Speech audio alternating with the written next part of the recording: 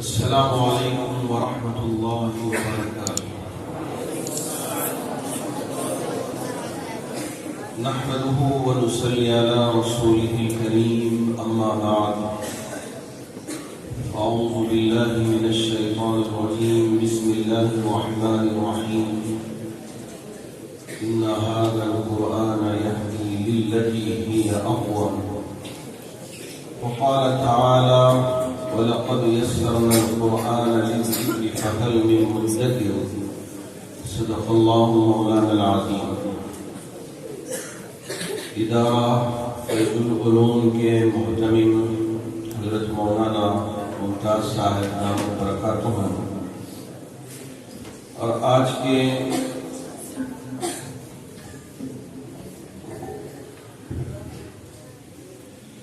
مہمان حضرت مولانا قاری اختر صاحب زیدت معالی، یہاں اس ادارہ فیض العلوم کے فیض القرآن کے شیخ الحدیث، محدثین، مفسرین، اساتذہ اکرام، معزز طلباء اکرام، میں ابھی سوچ رہا تھا کہ جب محتمم صاحب نے راستے میں مجھ سے کہا مدرسہ ابتدائی سے ترقی کرتے کرتے اب یہاں تک پہنچا ہے، تو شاید اس وقت سوچ کر ادارہ فیض القرآن نام رکھا ہوگا، اب تو یہ دارالعلوم فیض القرآن ہونا چاہیے۔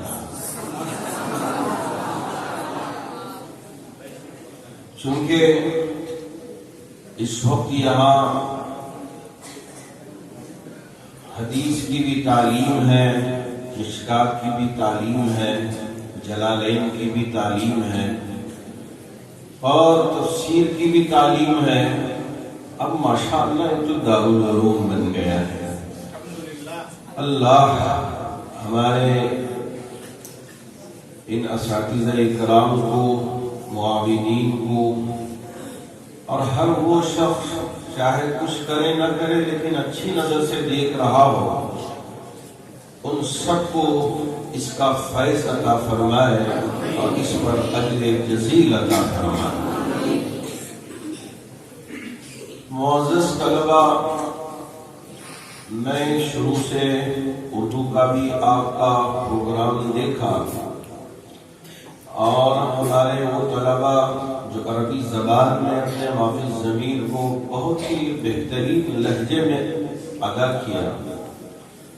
میں آپ کو کیا سناؤں، جب میں ہفتم میں تھا دارالعلوم سبیل الرشاد بنگلور میں، میری بڑی خواہش تھی کہ جیسے ہی فارغ ہوں، یا میرے اللہ میرے پاس تو سہولت نہیں، لیکن میں چاہتا ہوں تیرے گھر کے اطراف دیوانہ وار چکر لگاؤں، عمرہ کروں، سہولت تو نہیں ہے، اے میرے رب کوئی ایک ایسی صورت نکال دے، سبیل نکال دے، جس سے جیسے ہی فارغ ہوں تیرے گھر پہنچوں اور میرے اس عالم کورس کے مکمل ہونے پر شکریہ بھی ادا کروں، اور ساتھ ساتھ اے اللہ تیرے گھر کا دیدار بھی کروں، اور یہ بھی موقع ملے کہ رمضان کا موقع ہو، چونکہ وہاں حضرات شیوخ بہت بہترین قرآن پڑھتے ہیں، میں ان کے قرآن کو سامنے سے سنوں، میرے رب مجھے اس کی توفیق دے۔ میں ہر وقت یہی دعا کرتا تھا، پورے ہفتوں میں جب کبھی بھی دعا کے لیے ہاتھ اٹھتے، چپکے سے، آہستگی سے، کبھی روتے روتے، کبھی سفر میں، اللہ رب الجلال نے اس دعا کو ایسے قبول کیا کہ صاحب مجھ سے ملاقات کیے، پوچھے عمرے کے لیے جاتے ہو؟ ان کا انداز اس طرح سے، عمرے کے لیے جاؤ گے؟ جاتے ہو؟ حیران و شزدر ان کو دیکھتا رہا، کچھ مذاق تو نہیں کر رہے۔ پھر اس کے بعد انہوں نے سیریسلی مجھ سے کہا کہ میں آپ کو عمرے پر بھیجنا چاہتا ہوں رمضان کے مہینے میں، کیا آپ جانا چاہو گے؟ یا وہ وقت مجھے ابھی بھی اچھی طرح سے ہے کہ میرے آنکھوں سے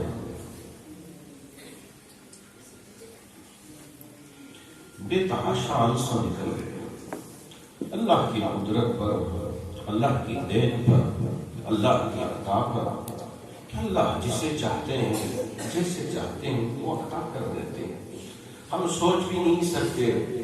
ابھی محترم صاحب فرما رہے تھے کہ یہ سال کیسا گزرے گا، کیا ہوگا کیا نہیں ہوگا، ہم تو وہ فقیر ہیں کہ ہماری زبان سے وہ الفاظ نکلتے ہیں جسے قرآن نے فرمایا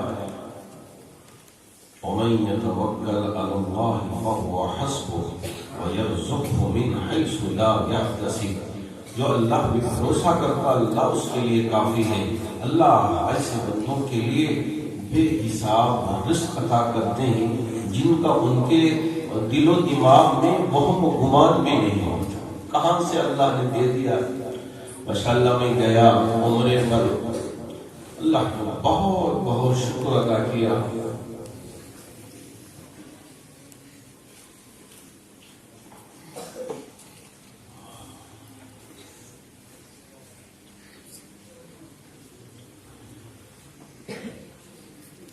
جو چیز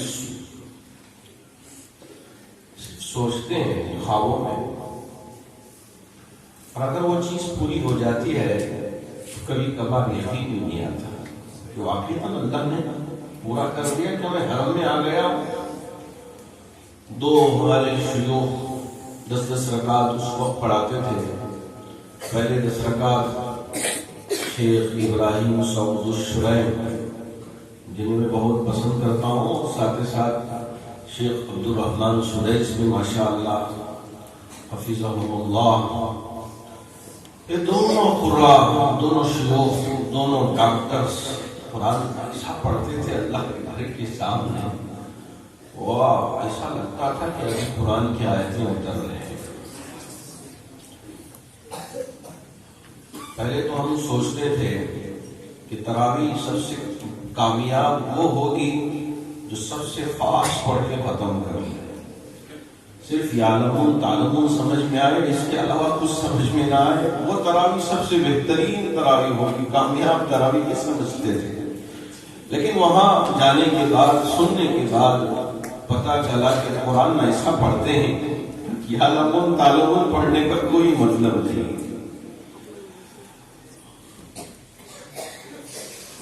مدینے میں بھی ماشاءاللہ عبد الرحمن حذیفی حفظہ اللہ اتنا بہترین قرآن پڑھتے تھے نمازوں میں، اس وقت تراویح میں، تو ان کو بھی سننے کا اللہ رب الجلال نے 1990 پر 9 کے دسمبر میں رمضان تھا، اس وقت اللہ نے مجھے موقع عطا فرمایا۔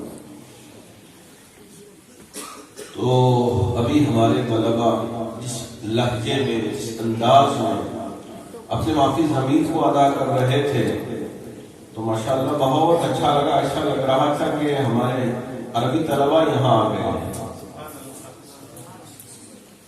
اللہ ہمارے اساتذہ کی خدمات کو اور ان کی کوششوں کو شرف قبولیت عطا فرمائے، اور ہمارے طلبہ کے مستقبل کو ایسا ثواب دے کہ یہاں بھی ان کو چمکا دے اور آخرت میں بھی چمکا دے۔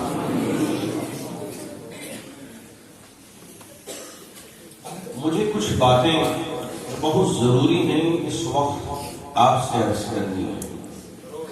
پہلی بات یہ ہے کہ ہم اللہ کی ذات سے کبھی مایوس ہونا نہیں ہے، ہمیشہ اللہ کی ذات پر پورا بھروسہ رکھنا چاہیے، حالات کتنے بھی مشکل ہی کیوں نہ ہوگا، لیکن ہمارا بہت بھروسہ ہمارے رب پر ہونا چاہیے کہ جی ہاں ہمارا رب وہی ہے جو آسمانوں اور زمینوں کا مالک و خالق ہے۔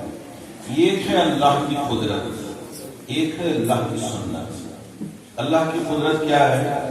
آسمان اللہ کی قدرت، زمین اللہ کی قدرت، پہاڑ اللہ کی قدرت، اونٹ اللہ کی قدرت، جسے اللہ نے فرمایا افلا ينظرون الى الابل كيف خلقت والى السماء كيف رفعت والى الجبال كيف نصبت والى الارض كيف سطحت۔ یہ ساری اللہ کی قدرتیں، ہوائیں اللہ کی قدرتیں، بادل اللہ کی قدرتیں،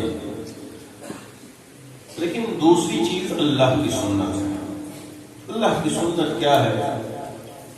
اللہ کی سنت یہ ہے کہ بندے کو آزمانے کے بعد پھر نتیجے تک پہنچاتے ہیں۔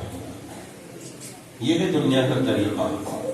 ہم سوچتے ہیں کہ یہاں ہاتھ اٹھا کے دعا کریں، یہاں نتیجہ نکلے، یہاں ہم سوچ دبائیں، دوسری طرف جیسے ٹیوب لائٹ سے لگتا ہے، اسی طرح آج ہماری امیدیں بھی وابستہ ہو گئی ہیں کہ جیسے ہی ہم یہاں مانگیں تو دوسری طرف وہ چیز مل جائے کہ اللہ کی سنت نہیں ہے۔ اللہ آزماتے ہیں۔ حضرت ابراہیم علیہ السلام، اللہ کو پتا تھا کہ ان کے دل میں میری محبت ہے، لیکن آزمانا چاہتے تھے، اس وجہ سے اسماعیل علیہ السلام کے گلے پہ چھری چلانے کے بعد آسمانوں سے دمبا بھیج کے فرمایا کہ وہ مقصد نہیں تھا، یہ مقصد ہے کہ ہم دیکھنا چاہتے تھے کہ تمہارے دل میں ہماری محبت تھی یا اسماعیل کی محبت تھی، آپ نے بتا دیا، جبکہ اللہ تو جانتے تھے۔ آگ میں جب ڈالا جا رہا تھا، فرشتے آ کے پوچھ رہے تھے حضرت ابراہیم سے، ابراہیم بچائیں کہیں؟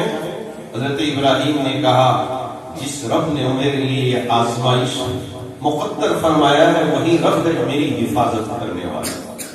حضرت ابراہیم کو آگ میں ڈالنے کے بعد اس آگ کو ان کے لیے گلے گلزار کر دیا۔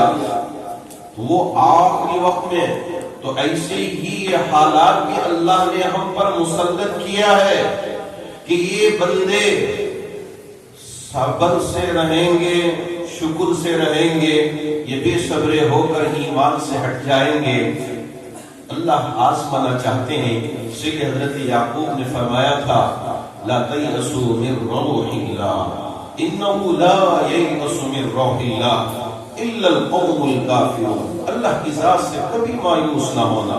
اللہ کی ذات سے مایوس ہونے والے وہ لوگ ہوتے ہیں جو اللہ کے منکر ہوتے ہیں، اللہ پر جن کا ایمان نہ ہو وہ لوگ اللہ سے مایوس ہوتے ہیں۔ تو پہلی بات مجھے آپ سے یہ عرض کرنی ہے، حالات جتنے بھی نازک ہو جائیں ہم اللہ کی ذات سے کبھی مایوس نہیں ہوں۔ ابھی ہمارے طلباء نے سی اے یہ NRC/NPR سے متعلق ایک مکالمہ پیش کیا۔ اسے پیش کرنے سے پہلے میں کچھ آیتیں آپ کی خدمت میں رکھنا چاہوں گا۔ پہلی آیت، وَقَالَ الَّذِينَ كَفَرُوا لِرُسُلِهِمْ لَنُخْرِجَنَّكُمْ مِنْ أَرْضِنَا أَوْ لَتَعُودُنَّ فِي مِلَّتِنَا فَأَوْحَى إِلَيْهِمْ رَبُّهُمْ لَنُهْلِكَنَّ الظَّالِمِينَ۔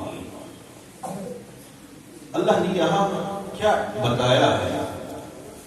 وہ لوگ جو اللہ کے منکر، اللہ پر ایمان نہ لانے والے، کیا کہا کرتے تھے اللہ کے رسولوں سے؟ لَنُخْرِجَنَّكُمْ مِنْ أَرْضِنَا، کیا کہا کرتے تھے؟ ذرا بتائیں آپ۔ جی نہیں، میں سن نہیں سکا، اس لیے کہ ماشاءاللہ آپ عربی میں بڑی اچھی زبان بولتے ہیں۔ لَنُخْرِجَنَّكُمْ مِنْ أَرْضِنَا کا ترجمہ کیا ہے؟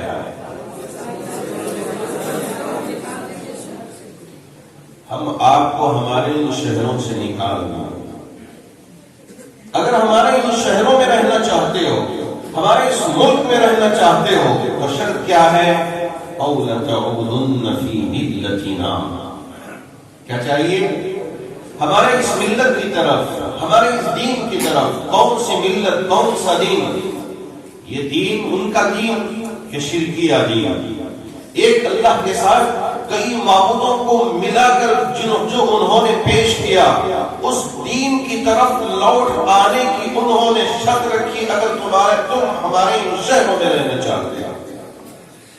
اللہ نے کیا خوشخبری سنائی؟ نتیجتاً فَأَوْحَى إِلَيْهِمْ رَبُّهُمْ، یہ تمہارے اوپر ظلم ڈھائیں گے کہ ہمارے دین پر چلے آؤ، اگر ہمارے دین کے طرف لوٹ کر نہیں آؤ گے ہم تمہیں ماریں گے، تم پر ظلم ڈھائیں گے، تمہارے اوپر یعنی زندگی کو تنگ کر دیں گے، تم پر تان تشنی کریں گے، تمہارے لیے زندگی کو پریشان کن بنا دیں گے، یہ ساری چیزیں تمہارے سامنے ہوں گے۔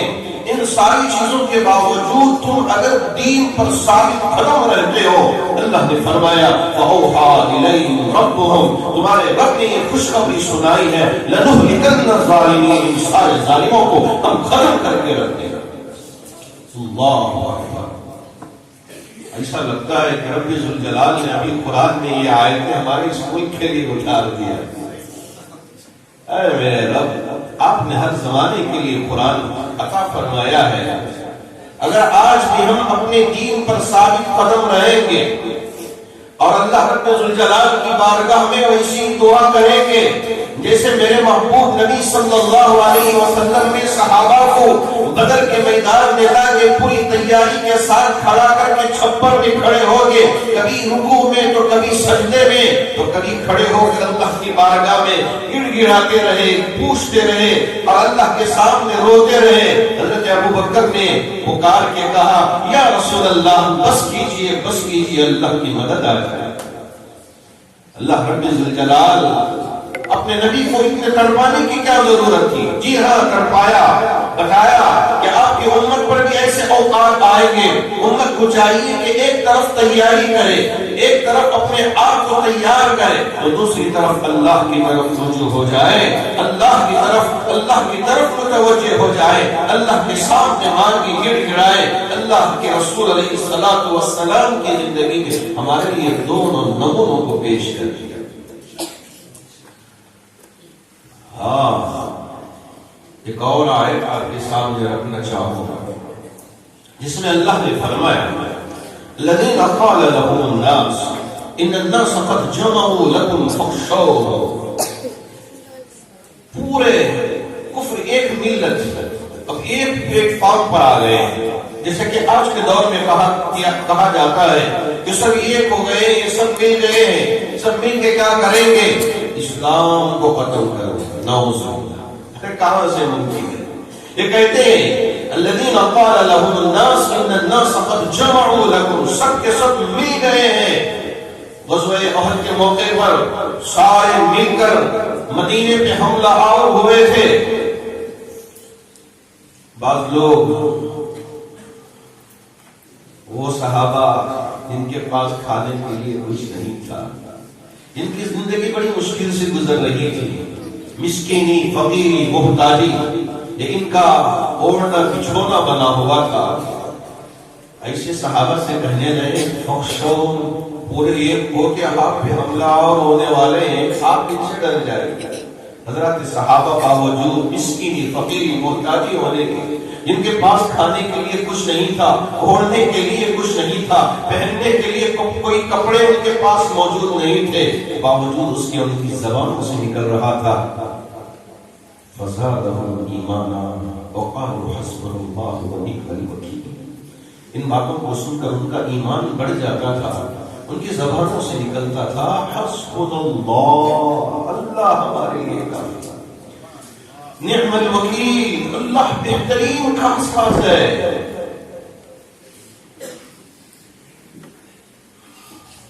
اللہ رب ذوالجلال آزماتے ہیں ہمیں، وَلَنَبْلُوَنَّكُمْ بِشَيْءٍ مِّنَ الْخَوْفِ وَالْجُوعِ وَنَقْصٍ مِّنَ الْأَمْوَالِ وَالْأَنفُسِ وَالثَّمَرَاتِ وَبَشِّرِ الصَّابِرِينَ۔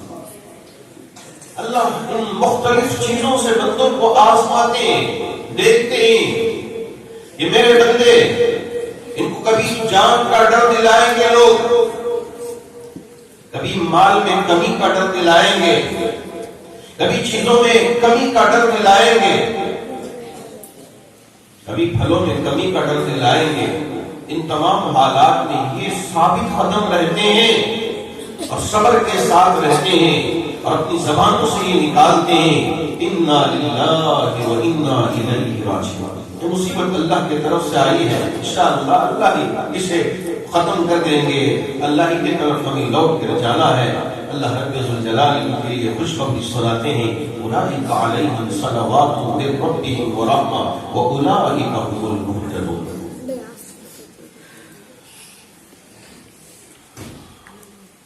یہ ایمان بڑی دولت ہے. آپ اور ہم چونکہ ہمارے باپ بھی مسلمان تھے، دادا بھی مسلمان اور دادا بھی مسلمان، اس لیے ہمارے پاس اس کی اتنی وقت نہیں، عزت نہیں. لیکن ان لوگوں سے آپ دریافت کیجیے جن کو بڑی مشکل کے بعد ایمان کی دولت نصیب ہوئی. نیو یارک میں تھا، ایک ہوٹل میں لفٹ میں آگے بڑھ رہا تھا داخل ہونے کے لیے، تو دیکھا کہ اندر ایک نوجوان کھڑا ہوا ہے. جیسے اگر بنگلہ دیش کے ہوں دیکھتے ہی پہچان جائیں گے کہ یہ بنگلہ دیشی ہیں، اور اگر ہندوستانی ہو تو ہم کو اندازہ لگ جاتا ہے کہ یہ ہندوستانی ہے. ایسے ہی دیکھ کر وہ صاحب کو مجھے لگا کہ یہ ہمارے ہندوستانی ہیں، لیکن چہرہ جانا پہچانا لگتا ہے.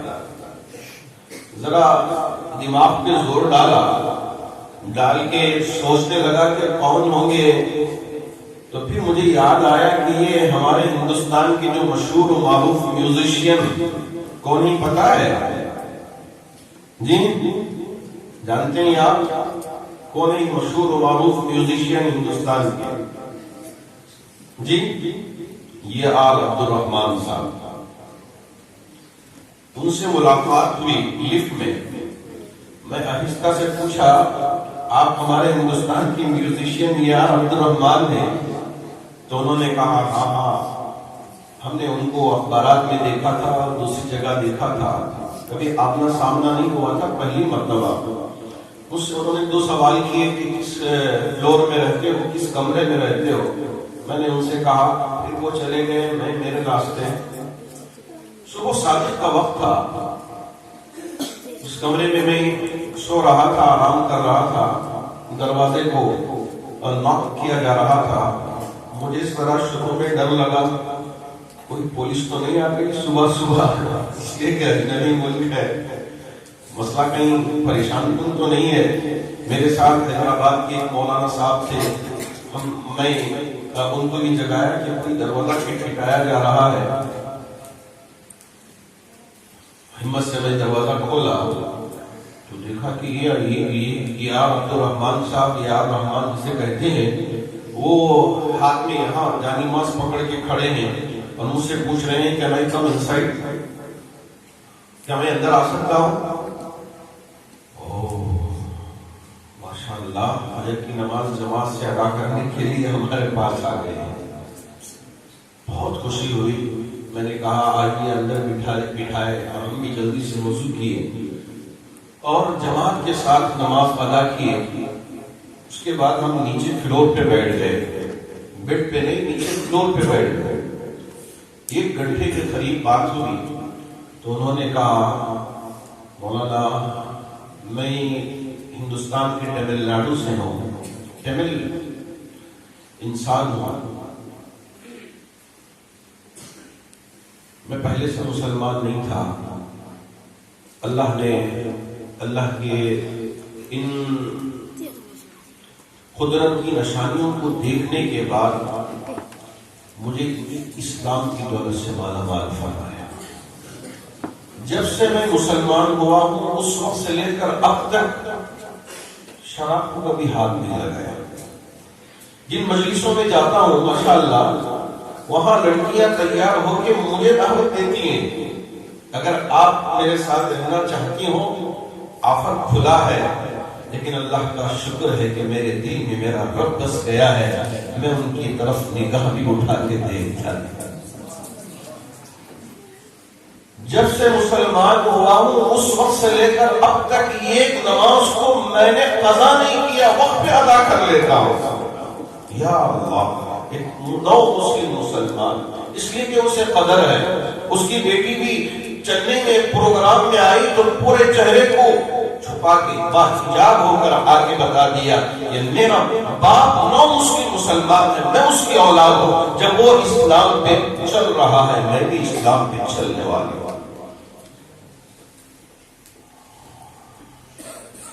کہ ایمان، کہ اسلام بہت بڑی دولت ہے، اسے آپ معمولی نہ سمجھیں. اور اس سے بڑی دولت اللہ نے آپ کو یہ عطا کیا کہ آپ کو یہاں دارالعلوم فیض القرآن میں یہاں تعلیم حاصل کرنے کا موقع عطا فرمایا ہے۔ آپ وہ وارث بننے جا رہے ہیں جس کے بارے میں خود اللہ کے رسول علیہ السلام نے فرمایا العلماء ورثۃ الانبیاء، علماء تو نبیوں کے وارث، آپ نبی کے وارث بننے جا رہے ہیں۔ تو آپ کے اخلاق، آپ کے کردار، آپ کا رہن، آپ کا سہن، آپ کا طور طریقہ، آپ کی گفتگو، اللہ کے رسول علیہ السلام نے جو عملی طور پہ ہمارے لیے نمونہ چھوڑا ہے وہ ساری چیزوں کو آپ اپنے اندر لینا ہے۔ فَقَدْ كَانَ لَكُمْ فِي رَسُولِ اللَّهِ أُسْوَةٌ حَسَنَةٌ۔ چونکہ یہاں ماشاءاللہ تفسیر کے بھی طلبہ ہیں، میں آپ کے پاس ایک دو تین سوال کرنا چاہوں گا۔ ابھی مسابقہ ہوا، بہت سارے طلبہ کھڑے ہو کے جواب دینا چاہتے تھے۔ میں دو تین آیتیں پیش کرتا ہوں، ان آیتوں میں سے سوال بھی آپ سے کروں گا تو جواب بھی لینا چاہوں گا، اس لیے کہ یہ عوامی مجلس نہیں ہے۔ اگر عوامی مجلس ہوتی تو میں ایسے سوال نہیں کرتا، چونکہ یہاں سب اساتذہ، علماء اور ہماری برادری کے ہیں، تو اگر ہم ذرا پوچھ لیتے ہیں تو اشتیاق بڑھے گا اور ہمارے اندر ایک اچھا جذبہ بھی آئے گا۔ تو حافظوں سے بھی پوچھوں گا، ساتھ ہی ساتھ ہمارے ان تفسیر جلالین کے پڑھنے والے طلبہ سے بھی پوچھنا چاہوں گا، ذرا آپ ان کی طرف توجہ فرمائیں۔ قرآن مجید میں سورۃ النحل اللہ رب الجلال نے شہد کی مکھی کو بڑی بہترین طریقے سے بیان فرمایا ہے۔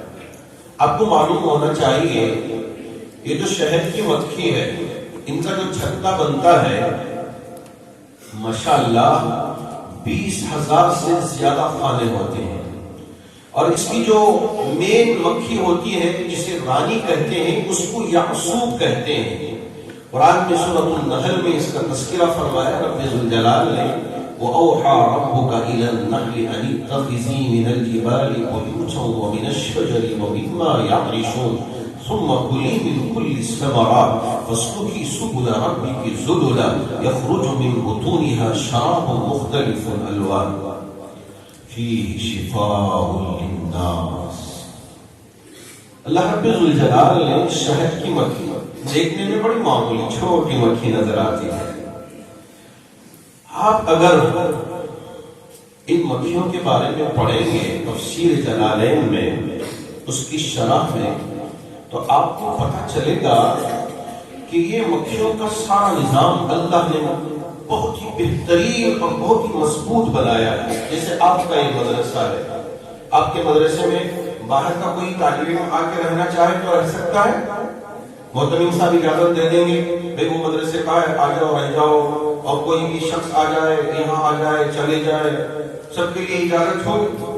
ایک نظام ہے کہ طلبہ اگر یہاں رہنا چاہتے ہو تو پہلے اپنا فارم بھریں، داخلہ لیں، پھر اس کے بعد آپ کے لیے کمرہ متعین کیا جائے گا، کون سی کلاس میں آپ کا داخلہ، کہاں آپ کو پڑھنا ہوگا، یہ سارا نظام مدرسے کا ہے۔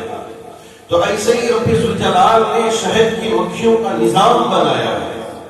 واہ واہ، اگر ہم اس نظام کو سمجھ جائے تو ہمارے اس نظام کو چلانے میں بڑی آسانی ہوگی۔ شہد کی جو مکھی رانی یا سوگ ہوتی ہے، وہ مکھی 3 ہفتوں میں 6,000 سے 12,000 انڈے دیتی ہے، 6,000 سے 12,000 انڈے۔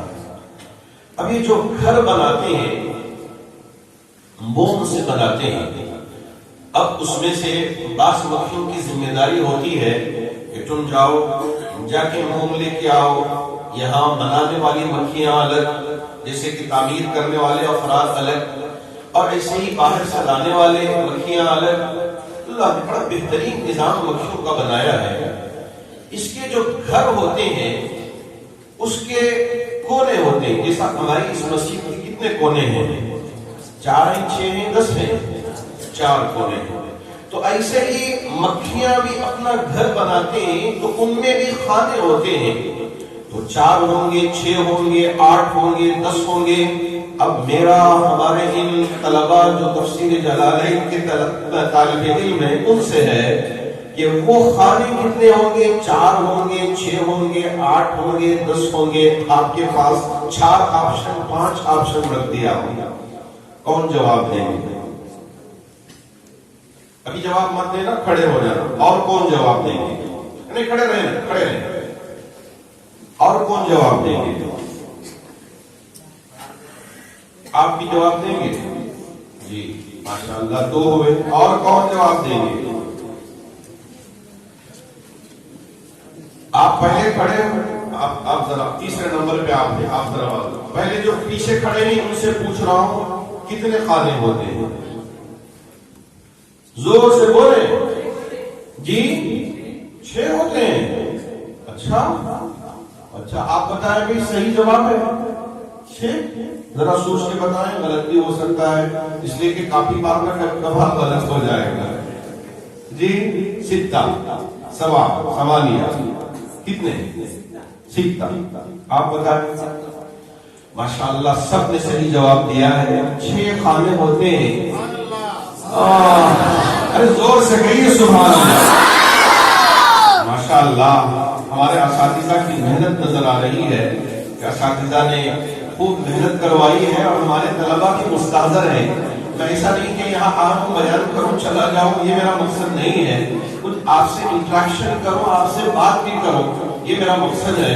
آپ کے ہمارے ساتھیوں نے بہت اچھا جواب دیا کہ مکھی کے 6 خانے، یعنی جو شہد کی مکھی اپنا گھر بناتی ہے اس کے 6 خانے ہوتے ہیں، سدس جسے کہا جاتا ہے۔ تو یہ 6 خانے ہر آپ اٹھا کے چھتے میں دیکھیں، اے میرے رب کیا بہترین! آج کے آرکیٹیکٹ بھی اپنے گھر مکانات اتنے خوبصورت نہیں بناتے جتنے خوبصورت مکانات ہماری مکھیاں بناتی ہیں، اور بعض مکھیوں کے لیے طے ہے کہ چاہے دور دراز پھلوں سے پھولوں سے رس لے کے آئے، اب اس رس سے نکلنے والا جو مادہ ہوتا ہے وہ شہد ہے۔ آج کل اگر ہم راستہ بھٹک جائیں تو ہمارے لیے راستہ دکھانے والی چیز کون سی ہے پتا ہے؟ جی اگر ہم راستہ بھٹک جائیں تو راستہ بتانے والی چیز ہمارے لیے کون سی ہے؟ جی نہیں، مجھے سمجھ نہیں آیا، سمجھ بھی نہیں آیا۔ اگر کوئی ایک طالب علم کھڑے ہو کر بولیں کہ راستہ ہم کو اگر بھٹک جائیں تو کون سی چیز ہم کو راستہ دکھانے والی ہے؟ کوئی ہلکا نہیں، بس بیٹھ کے جواب دے گا۔ کوئی ایک طالب علم کھڑے ہو جائے، کھڑے ہو جائے۔ اچھا کھڑے کھڑے رہے، اور کوئی جواب دیں گے؟ ہاں، آج کے زمانے کا سب سے بہترین گوگل محترمہ جو ہے وہ ایسا راستہ بتاتی ہے کہ جہاں بھی جس جنگل میں بھی آپ پھٹک جائیں وہاں جا کر گوگل میپ میں ڈال دیں کہ اب مجھے اس علاقے کو جانا ہے، ایسا راستہ بتاتی لے جائے گی محترمہ صاحبہ کہ اچھے بھی راستہ دکھانے سے فاصل رہے گا۔ تو ایسے ہی مکھیوں کے لیے وہاں ان کے لیے نہ تو گوگل میپ ہے نہ پتھر لگائے گئے۔ یہ تو پرانا زمانہ تھا کہ پتھر لگاتے تھے۔ ہم باہر کے ملکوں میں جو ایئرپورٹ ہوتے ہیں وہاں کسی سے پوچھنے کی ضرورت پیش نہیں آتی کہ ہر طرف لکھا ہوا رہتا ہے کہ اب آپ کو کہاں جانا ہے، وہاں جانے کے بعد وہاں سے کہاں، وہاں سے کہاں، یہ سارا لکھا ہوا رہتا ہے۔ باہر کے ملکوں میں کسی سے پوچھنے کی ضرورت پیش نہیں آتی کہ ہم کہاں جانا ہے۔ ایسے ہی اللہ رب ذوالجلال نے ان مکھیوں کے لیے راستے کی پہچان اتنی عطا فرمائی ہے، جسے رب ذوالجلال نے فرمایا سبل ربک ذللا، ان کے لیے راستے آسان کر دیے۔ کئی میل چلے جاتی ہیں، راستہ بھٹکے بغیر پھر اسی راستے سے اپنی منزل پہ پہنچنے والی مکھیاں ہیں۔ اور ان کے یہاں شروع میں کچھ ایسی مکھیاں ہوتی ہیں جو چیک کرتی ہیں، جیسے سائنس کے لیابوں میں چیک کرتے ہیں یہ کون سی چیزیں ہیں زہر آلودہ ہیں یا اچھی چیزیں ہیں، انسانوں کے لیے نفع بخش ہیں یا نقصان دہ ہیں۔ تو ایسے ہی مکھیاں رس لانے والی مکھیوں کے رس کو چیک کرتے ہیں کہ اس میں زہر ہے یا اس میں شفا ہے، فیہ شفاء للناس، جسے رب ذوالجلال نے فرمایا کہ اس میں لوگوں کے لیے شفا ہے۔ اللہ کے رسول علیہ السلام نے ایک صحابی جو آئے تھے بھائی ان کے، انہوں نے کہا تھا یا رسول اللہ میرے بھائی کے پیٹ میں درد ہے، آپ علیہ السلام نے فرمایا جاؤ شہد پلاؤ، گئے پلائے، دوسرے دن آ کے کہنے لگے یا رسول اللہ ابھی درد کم نہیں ہوا، آپ علیہ السلام نے فرمایا جاؤ شہد پلاؤ، تیسرے دن آئے پھر وہی حکم، چوتھے دن آئے تو کہا تمہارے بھائی کا پیٹ غلط ہو سکتا ہے لیکن رب کی بات غلط نہیں ہو سکتی، ذالک الکتاب لا ریب فیہ۔ تو اس کے بعد چنجیم پلائے تو ان کو اچھا ہو گیا، آپ علیہ السلام نے فرمایا تمہارے بھائی کا مرض بہت زیادہ تھا اس لیے ذرا وقت لگ گیا، لیکن اللہ نے شہد میں شفا کا فرمایا ہے۔ تو یہ مکھیاں جب آتی ہیں مادہ لے کے تو اس وقت چیک کرتی ہیں، اگر زہر آلود مادہ ہو تو اپنی رانی کو اس کی اطلاع کرتے ہیں کہ یہ زہر آلود مادہ لے کر آئی ہیں، کیا کریں؟ پھر اس کے بعد رانی دوبارہ چیک کرواتی ہے کہ واقعتاً اس میں زہر ہے یا نہیں ہے، اگر وہ زہر آلود مادہ لے کے آئے تو اس وقت وہ یعصوب رانی حکم دیتی ہے کہ اسے قتل کر دیا جائے۔ اب پورے مکھیاں مل کے اسے قتل کر دیا۔ یہ نظام اللہ نے بنا کے بتایا کہ ہمارے مدارس کا نظام بھی اسی طرح ہے کہ ہر ایک محتمم بن جائے ہو نہیں سکتا۔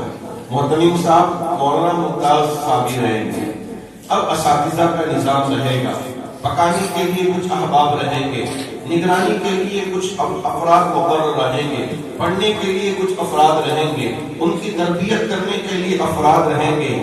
اس سارا نظام اللہ نے یہاں سے ہمیں سمجھایا ہے کہ اگر تم اس نظام کے ساتھ چلتے ہو تمہارے مدارس بھی کامیابی کی راہ پر گامزن رہیں گے۔ اگر تم اس نظام کو چھوڑ دو گے، ان اصولوں کو چھوڑ دو گے، بس جو بھی آئے اس طرح سے بھی آئے، اب آپ نے انہیں لے لیا اور سمجھ لیا کہ چلو یہ انسانیت کا تقاضا ہے، ایسا ہو نہیں سکتا۔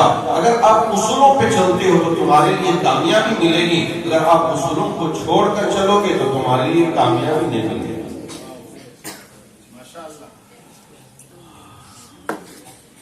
اب ہمارے یہاں حفظ کا مسابقہ بھی ہوتا ہے۔ ہمارے ایک قاری صاحب بھوپال کے تھے، چنئی میں پیرامڈ کے مسجد کے امام، انہوں نے ایک حافظ سے سوال کیا۔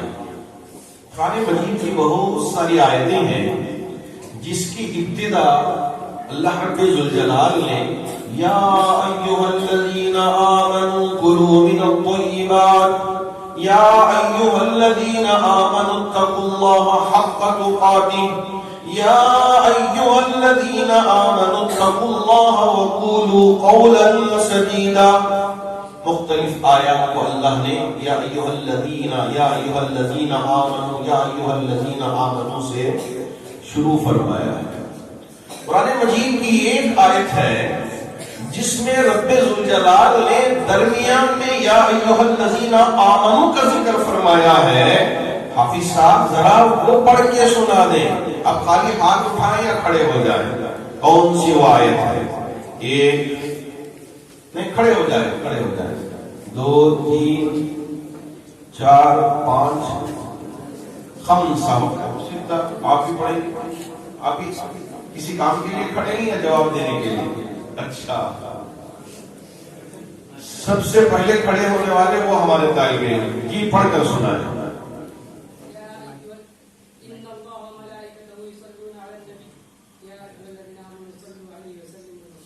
اب آپ سامنے آ گئے، جتنے الفاظ کھڑے ہیں ہم ان سے پوچھنا چاہتے ہیں کہ کیا اس آیت کے علاوہ کوئی اور آیت بھی ہے جس میں درمیان میں یا ایھا الذین آمنوا ہے؟ جی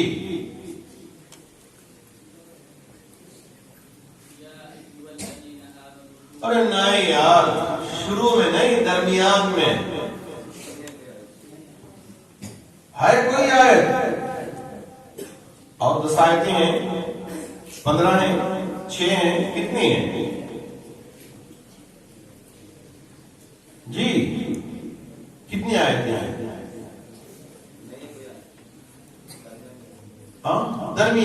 شروع میں ہاں پورے قرآن مجید کی 6666 آیتوں میں فقط یہ ایک آیت ہے جس میں اللہ بھی ایمان والے بھی فرشتے بھی اپنے محبوب نبی پہ درود بھیجتے ہیں. یہ فقط ایک آیت ہے جس میں درمیان میں یا ایھا الذین آمنوا صلوا علیہ وسلموا تسلیما کا ذکر ہوا ہے. آج ہم ہمارے اس ٹارگیٹ سے پہلے کھڑے ہوئے ہم ان کو 500 روپے کا انعام دیتے ہیں. ماشاءاللہ آپ نے بہت اچھا جواب دیا, اس لیے ہم یہ بہت مشکل سے مولوی صاحب کے پاس پیسے آتے ہیں. کوئی آسانی سے ملنے والے پیسے نہیں بیٹا, کمال کے رکھنا. میرے استاد قاری امداد اللہ صاحب رحمہ اللہ وہ ایک مرتبہ راستے میں میرا امتحان لے رہے تھے, مجھ سے انہوں نے سوال کیا فَمِنْهُمْ مَنْ آمَنَ بِهِ وَمِنْهُمْ مَنْ صَدَّ. یہاں سے پڑھو, پھر اس کے بعد پوچھا قَدْ أَفْلَحَ الْمُؤْمِنُونَ الَّذِينَ هُمْ فِي صَلَاتِهِمْ خَاشِعُونَ. آج بھی مجھے سوال یاد ہے تقریباً. پھر اس کے بعد يَسْأَلُونَكَ عَنِ الْأَنْفَالِ, تیسرا سوال انہوں نے یہ کیا, اور 4-5 سوال کرنے کے بعد پورے جوابات میں نے دیا. تو اس وقت $1 مجھے بطور انعام کے دیا. آج بھی میں وہ سنبھال کے رکھا ہوں, اس لیے کہ انعام کی کوئی قیمت نہیں ہوتی. یہ 500 روپے بڑی قیمتی ہیں بیٹا, دعاؤں کے ساتھ ہم دے رہے ہیں, اسے سنبھال کے رکھنا. اللہ آپ کے ایمان میں, آپ کے علم میں خوب ترقی عطا فرمائے. مسئلہ تو ان بچوں کا بھی جو کھڑے ہوئے تھے. ارے آپ بیٹھے, میں سمجھاتا ہوں. جی ہاں, اب کرکٹ میں سب جیتتے ہیں یا ایک جیتتا ہے؟ جتنے کھیل رہے ہیں سب جیت جائیں گے یا ایک ٹیم کو جیتنے کا خطاب دیں گے؟ ایسا ہی یہاں بھی ہوتا ہے کہ سب کھڑے ہوں گے, لیکن ان میں جو نمبر 1 کھڑا ہو کے جواب دیتا ہے اسے وقت انعام ملتا ہے. سب کو اگر ہم انعام دے دیں گے تو پھر انعام کا کوئی مطلب نہیں رہ جاتا. ہاں انعام کے سب مستحق ہیں, ہم ان کو مبارکباد پیش کرتے ہیں. اور ایسے ہی وہ طالب علم جو سدس کا جواب دیا تھا, میں اس سے بھی کہوں گا کہ وہ بھی سامنے آ جائے, وہ بھی سامنے آ جائے. اس لیے کہ وہ تفسیر کا جواب الگ ہے, یہ جواب الگ ہے.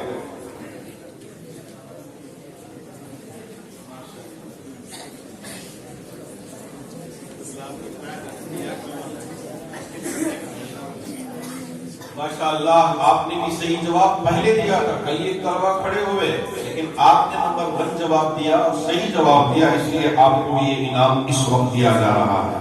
اللہ آپ کے علم میں اور آپ کی عمر میں, آپ کے تقوی میں خوب ترقی عطا فرمائے. یہ جو قرآن اللہ نے عطا کیا ہے, اوہو, اس سے بڑی کوئی اور کتاب نہیں ہو سکتی.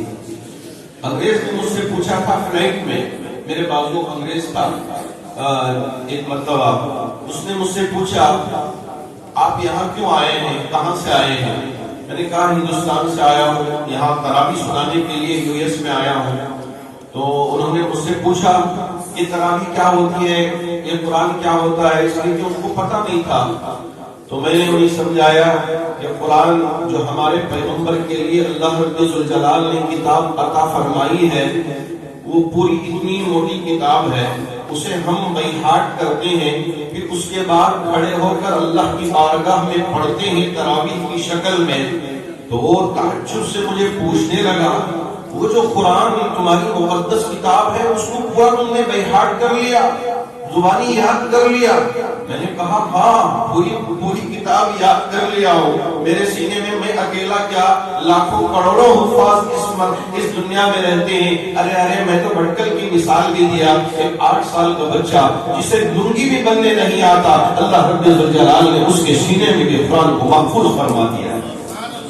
یہ اللہ کی قدرت ہے, یہ اللہ کی عجائبات ہے. اللہ رب ذوالجلال جو بھی قرآن کو یاد کرنا چاہتے ہیں اس کے سینے میں قرآن کو محفوظ فرما دیتے ہیں. ہمارے پڑوسی ملک کے ایک طالب علم نے مجھ سے پوچھا گیا کہ اس آیت سے پڑھیں, اس رکوع کے شروع سے پڑھیں, فلاں سے پڑھیں, پیچھے سے پڑھیں, آگے سے پڑھیں. کمپیوٹر بھی اس کے سامنے پھیکا پڑ جاتا ہے. اس نے ایسی تو اب تم نہیں کے ساتھ جواب دیا کہ ماشاءاللہ پوری دنیا دم رہ گئی کہ قرآن کا یہ اعجاز ہے. جہاں سے بھی سوال کیا جائے, جیسے بھی سوال کیا جائے, یہ جواب دینے پہ قابل. یہ اللہ رب ذوالجلال کی کتاب ہے جسے اللہ نے فرمایا تھا اِنَّا نَحْنُ نَزَّلْنَا الذِّكْرَ وَإِنَّا لَهُ لَحَافِظُونَ. کسی اور کتاب کے لیے اللہ نے یہ گارنٹی نہیں لی تھی، صرف اور صرف قرآن مجید کے لیے گارنٹی لی تھی. ہاں ایک بات تو یہ ہوئی، اخیر میں ایک اور مضمون میرا باقی رہ گیا ہے، اسے کہہ کے میں اپنی بات کو بات تو نہیں کیا بھائی آپ لوگ سننے کے لیے تیار ہیں نا؟ جی ماشاء اللہ. حضرت آج تو ان کے لیے آپ کی برکت سے بریانی بھی ہے نا؟ ارے ماشاء اللہ، چلو چلو بریانی بھی ملے گی ہمارے طلبا کی. اب آخر میں ایک مضمون جو باقی رہ گیا ہے اسے اس وقت آپ کے سامنے عرض کرنا چاہوں گا.